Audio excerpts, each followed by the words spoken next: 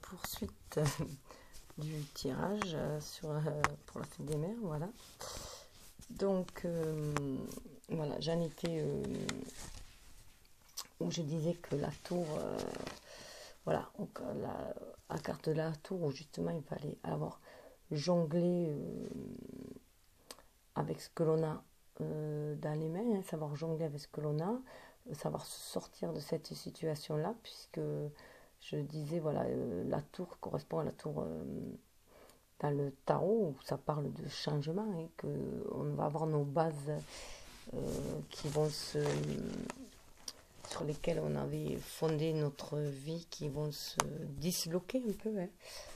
Voilà, tout ce que l'on avait pu construire, voilà, la façon dont on s'est construit va éclater en fait, hein, pour ne garder que le bon, hein, de nous justement, hein, faire sauter toutes les vieux édifices, quoi, hein, voilà, et pour un renouveau. Et comme je disais, 3, 2, 1 partez, hein, voilà. C'est une élévation, on va vers une élévation spirituelle de toute façon. On ne peut plus revenir en arrière, les portes sont bloquées. Et du coup, voilà, associé avec celle-là, voilà, ça va nous permettre de sortir en fait des énergies basses, hein, et de s'élever énergétiquement, spirituellement. Voilà, élever notre mental, hein, puisque là avec ce 7, on voit que la dangereuse femme fatale, c'est donc on voit que ça parle bien sûr d'énergie basse, et d'énergie de séduction, de sournoiserie, de tromperie, de tricherie, de mensonge, voilà. On voit bien qu'elle lui fait de l'œil, qu'elle l'attire avec sa plume de paon, voilà, que c'est une tentation, voilà, donc ça me donne même l'impression d'être un serpent, la doublure là, voilà, donc ça me parle pour moi vraiment de tentation là, donc là avec le cercle magique, voilà, on voit qu'on va sortir de là, parce que je sais pas si vous voyez là, voilà, là, hop, pardon, hop,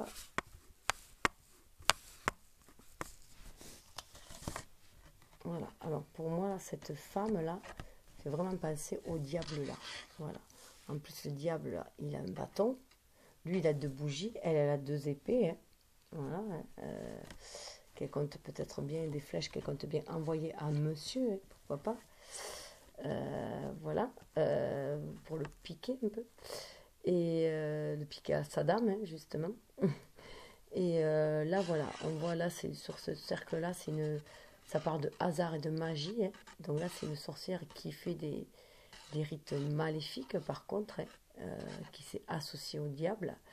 Et là on va plus nous parler de sortir de ces énergies basses justement,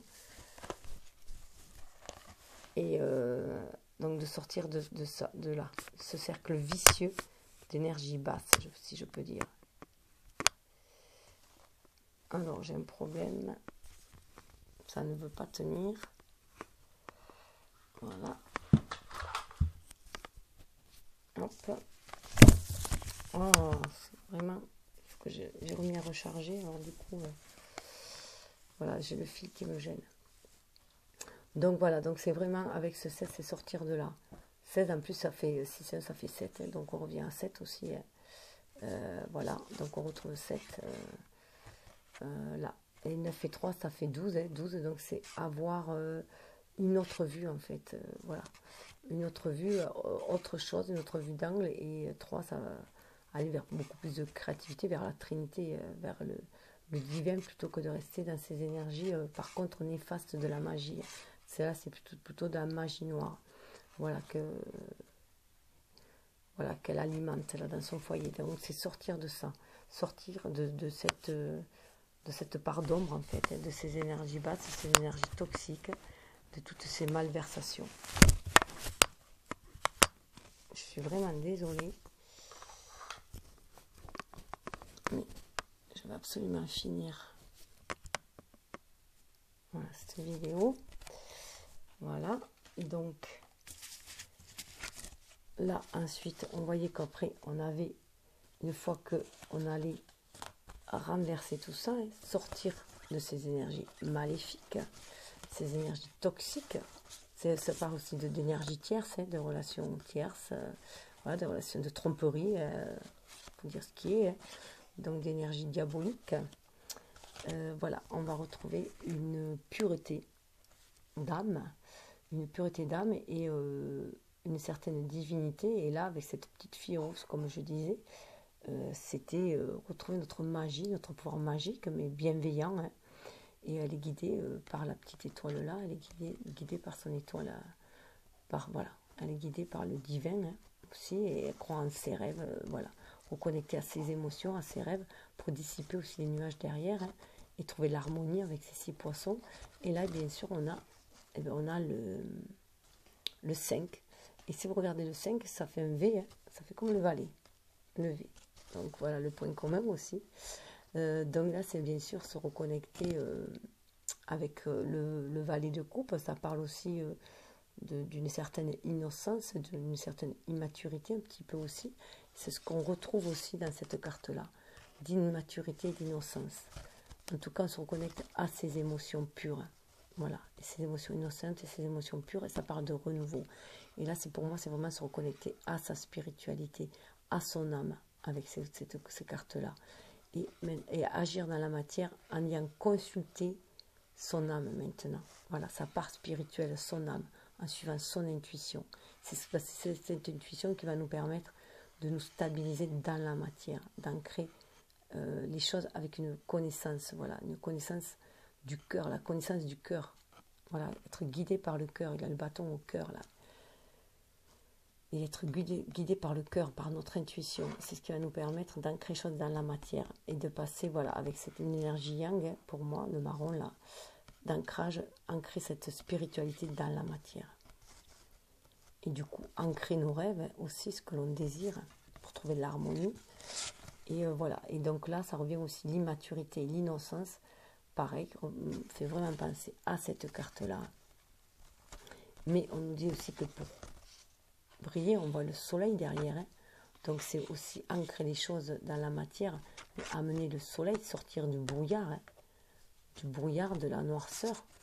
S'élever, on dirait une petite sirène, une petite déesse qui sort de l'eau, hein, il y a un sentiment aussi de renaissance pour moi dans ce valet de coupe. Hein. Voilà, comme si on renaissait. Hein. Et là, voilà, là, c'est l'angélique, cette carte-là. Donc ça revient avec les anges, donc ça revient à la spiritualité. Donc ça est très fort aussi, puis ce côté angélique qu'elle a aussi, hein, ce valet de coupe. Et donc on voit le chaudron peut être assimilé aussi à la coupe. Hein. Et là, ça parle d'équilibre et de justice. Donc retrouve l'équilibre et justice. Le 19, c'est le soleil dans le tarot aussi.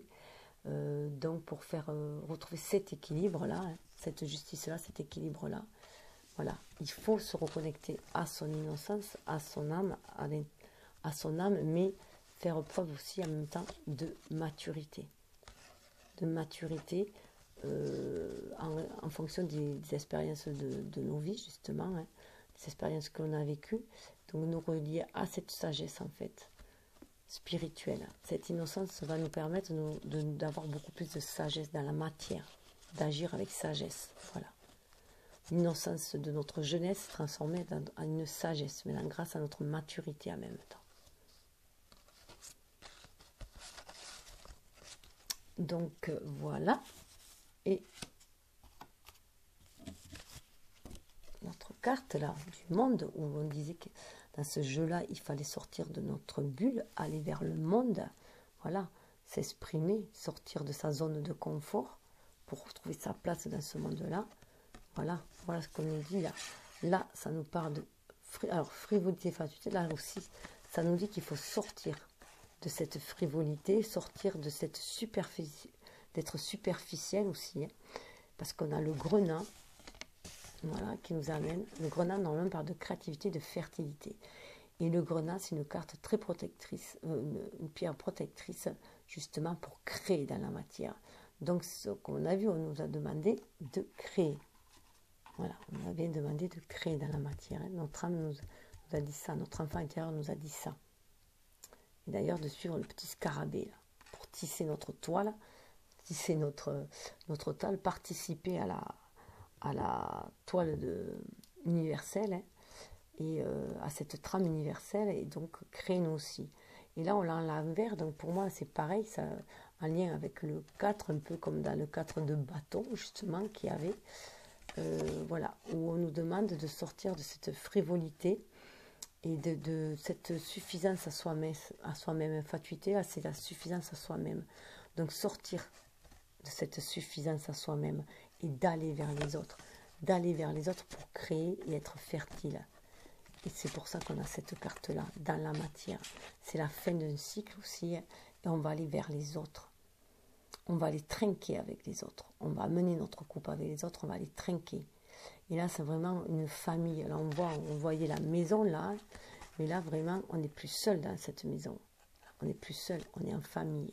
Il y a une famille. En plus, c'est un porte-bonheur. On a le porte-bonheur. Donc, il faut aussi être à l'écoute des petits bonheurs de la vie, mais à l'écoute aussi des messages que nous envoie l'univers avec ce porte-bonheur, cette coccinelle, qui est en rapport aussi avec, pour moi, vraiment, avec ce grenat. Un fort lien avec le grenat. Voilà. Donc il faut suivre son intuition pour ancrer les choses dans la matière. Et là c'est très très fort, c'est vers là où on va, mais il faut oser sortir de sa zone de confort. Oser sortir de sa zone de confort, aller vers les autres pour créer du lien. Être dans la créativité, créer du lien et ne plus se suffire à soi-même. Ne plus être dans cette superficialité de croire qu'on peut se suffire à soi-même. On est des êtres incarnés, hein, aussi, des êtres humains, on a besoin de relationnel, donc créer de la relation. Voilà. Et c'est ce qui va nous permettre aussi de créer des relations, d'être dans la fertilité aussi, du coup, et de créer les choses avec amour autour de soi. Voilà. La jeune fille amoureuse là qu'on était, en attente, il va falloir qu'elle crée. Et là, en plus, on a vraiment la couleur de l'intuition avec le violet. Donc, suivre son intuition, c'est des cartes féminines. Hein. Suivre son intuition, suivre son cœur, cet amour inconditionnel, hein, avec le rouge pour ancrer les choses dans la matière. Et voilà, ça se réaliser dans la matière, se mettre debout, se réaliser avec ce jaune-là. Hein. Faire briller son plexus solaire. Hein. Et ancrer les choses dans la matière avec les énergies yang. Hein. Et ça amène un changement. Avec ces 5 personnes, ça va nous amener un changement.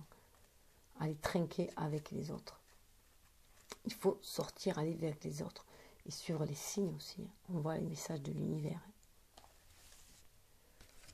Donc voilà. Et il y avait quelques cartes supplémentaires qui étaient intéressantes. Voilà, avec l'oracle des la carte des sorcières, moi je dirais. Donc là, on avait le 2 d'épée. Voilà, qui nous disait qu'on allait trouver un équilibre maintenant dans notre vie, qu'on allait maîtriser le mental et arriver à trouver l'équilibre, même si on faisait comme le funambule, on va trouver l'équilibre pour pouvoir ancrer les choses dans la matière et s'élever et créer autrement. D'ailleurs, ça me fait penser aussi à la maison que l'on voyait là, le 4, voilà, ça me fait penser un peu à cette carte-là aussi. Hein. S'élever, ancrer les choses différemment, avec plus d'élévation en fait, hein, en suivant son intuition aussi. Et là, on voit voilà, la carte du corail qui parle de bien-être et de guérison. Voilà. Le corail, pour moi, c'est aussi être à l'écoute de ses émotions et c'est ancrer les choses dans la matière. C'est ancrer les choses dans la matière. Et là, il y a le serpent, il y a une espèce de mue aussi. On a mué et on passe à autre chose. Et on veut se réaliser dans la matière avec cette couleur jaune. Hein. On a certaines connaissances que l'on a acquises aussi. On s'est ouverte aux connaissances. Du vert, on est passé aussi au jaune, là. Hein. Donc, du cœur, on est passé à la réalisation. Hein. En suivant son intuition avec la lune, en suivant son intuition. Et c'est le chant du coq, et c'est un renouveau, en plus un coq avec du bleu, du jaune, du rouge, voilà, voilà, multicolore, là, on va suivre, voilà, on est en communication avec son âme, hein, pour créer les choses dans la matière. Et aussi, voilà, on a, avec la Toussaint, là, la Toussaint 37 qui amène à 10, donc qui amène à la roue de la destinée, comme on voyait qui avait la roue de la fortune aussi, hein, et qui nous amène à à avoir plus d'autorité, à retrouver notre autorité, à transgresser ce qui a transgressé, s'il y a des choses à transgresser, à cesser de porter des masques, oser transgresser et oser exprimer qui on est, notre part qu'on est, et aussi être à l'écoute de notre part d'ombre aussi, puisque là, le jour de la Toussaint, le 31 octobre, qui amène au 1er novembre, le soir d'Halloween, le 1er novembre, on est cette nuit-là, il y a une ouverture entre le monde visible et invisible, et on voit bien que cette petite fée là me fait penser à elle justement, qui tient sa baguette magique, là elle tient le masque, donc elle peut troquer son masque contre une baguette magique et agir, tout simplement. Et être dans sa vraie nature aussi, c'est un côté félin, c'est être dans sa vraie nature. Donc maîtriser les 4 éléments, et on est bien dans la maîtrise de tous les éléments, puisqu'il y a le monde invisible et le monde visible, donc il y a un mariage des éléments. Donc c'est retrouver son autorité, son pouvoir. Voilà. Avec ces cartes-là, donc j'ai demandé un message aussi, du coup par la douce sagesse des fées. Voilà. Donc un message, donc les cartes là sont carrément tombées. Donc le message c'est d'être dans la joie, se libérer, aller vers les autres aussi. Donc on voit il y a 2 faits, être dans la joie, dans l'amour inconditionnel. Il y a une mise à nu aussi, d'être dans sa pureté d'âme, puisqu'elles sont nues, ce qui va nous permettre de déployer nos ailes et de nous élever, d'aller vers le haut avec ces œillets-là. Et tout en même temps, 53, là, alors si c'est 3, ça fait 9 aussi, c'est un changement de cycle, un renouveau, une renaissance. 3 aussi à créativité qui nous amène à 6 à l'harmonie. Là, 53, le changement qui nous amène vers la créativité, ça va être changer notre façon de voir les choses, avoir une autre vue. Et pour avoir une autre vue, une vue beaucoup plus haute et beaucoup plus lumineuse, c'est se laisser porter par l'univers et du coup d'être dans un état de relaxation et d'acceptation. Voilà. Donc se relaxer, nos stress, arrêter de se prendre la tête, comme on avait vu, voilà, le petit lapin là, et on le laisse, qui nous hante là depuis notre enfance, on le laisse. Et là, on se confie à l'univers, on est dans la nudité aussi là. On est à l'écoute de notre âme, on est prêt à déployer ses ailes, on attend le bon moment pour déployer ses ailes là.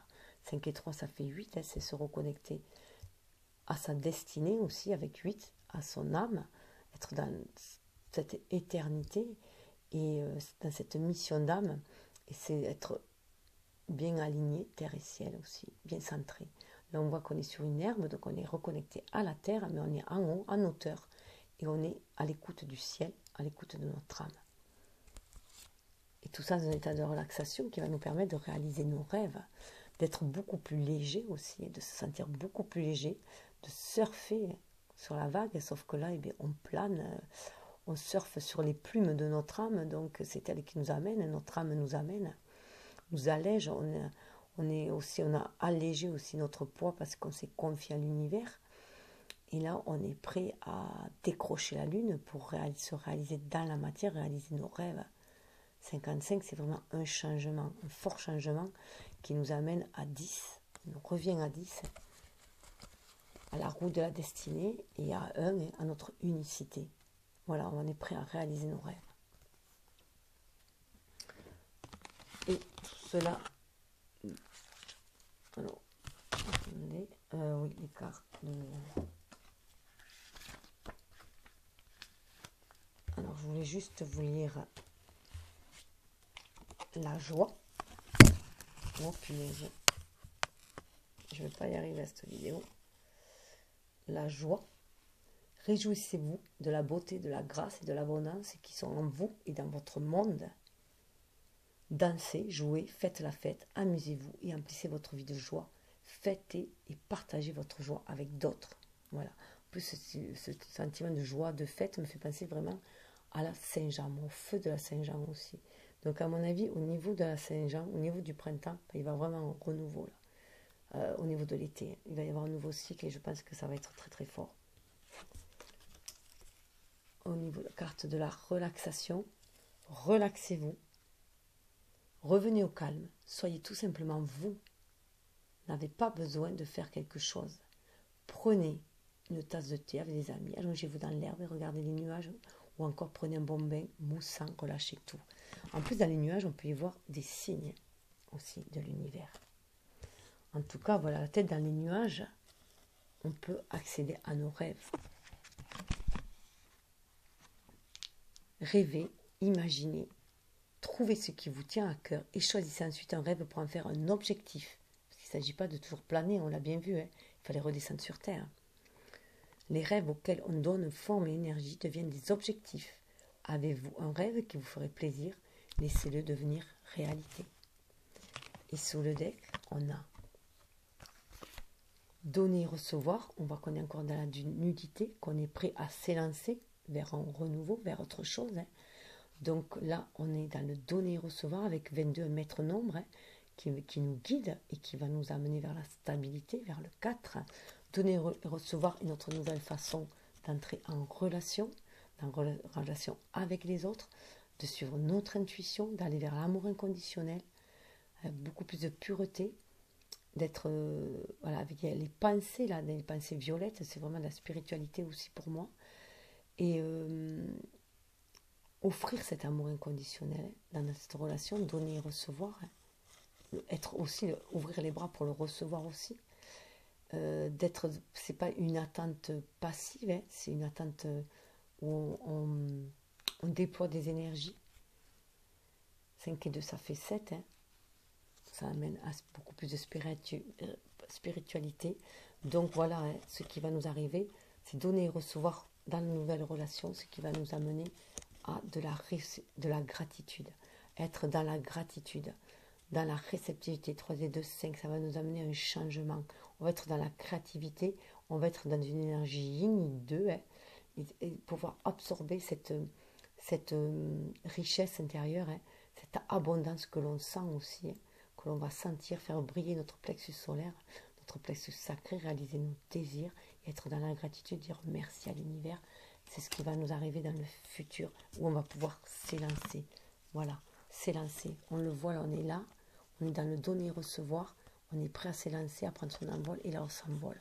On va vers le futur, confiant, parce qu'on est dans le relationnel, et dans la gratitude, et dans le donner et recevoir. Sur ce, je vous dis namasté. Alors bien sûr, prenez ce qui résonne en vous, hein, bien entendu. Laissez couler le reste. Et je vous souhaite une bonne fête des mères. Hein, et prenez soin de votre enfant intérieur. Namasté. Prenez soin de vous, hein, bien entendu.